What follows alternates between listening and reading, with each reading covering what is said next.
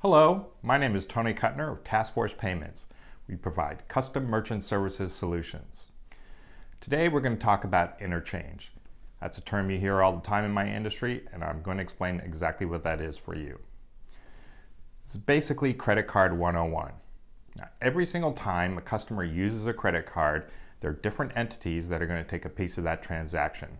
There's the card issuing bank, there's the card association member, there's the processor. What the card issuing bank and what the card association member get out of each transaction is fixed by law, and it's known as interchange. Now, there are hundreds of different interchange rates. They vary mostly according to risk. So the riskier a transaction is, the more it'll cost a merchant to handle that transaction. For example, a keyed transaction is riskier than a swipe transaction. That's because the system has no way of knowing, is this transaction keyed because the customer is holding the credit card in his hand? Or is this transaction keyed because the customer is holding a sheet of stolen credit card numbers in his hand? Now, processors have a couple different ways to handle all these different interchange rates. They can take these hundreds of different rates and say, for the lowest third, we're going to charge you maybe 1.5%. For the middle third, we'll charge you 2.5%. For the top third, we might charge you 3.5%. This is called tiered pricing, and it's what's used to be most common in the industry. It's also what you encounter when you see someone's advertising processed credit cards, low rate, 1.25%, or they mention qualified rate, only 1.5%. This is also what you'll see with flat rate solutions where, all transactions, 2.75%.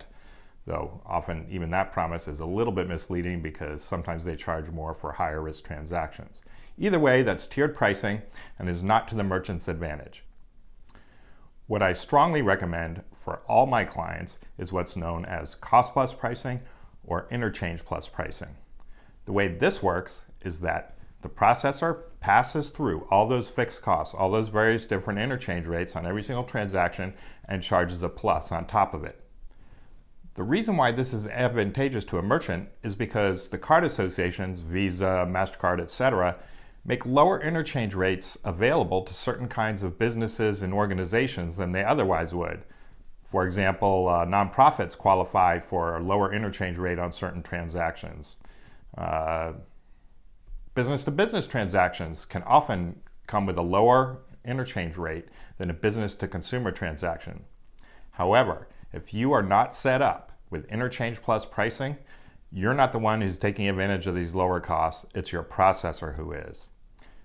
What makes the most sense for any business and for all my clients is to be set up on cost plus pricing, on interchange plus pricing. Again, as I said, this allows the merchant to have the greatest advantage from the lowest possible rates. Plus, it allows me to guarantee that I will pass through those interchange costs to you, and we will never increase the rates and fees you pay on top of interchange. If you'd like to know more about how pricing matters to your business, please visit my website, www.taskforcepayments.com, contact me at info@taskforcepayments.com, or give me a call at 510-408-6695. Thank you.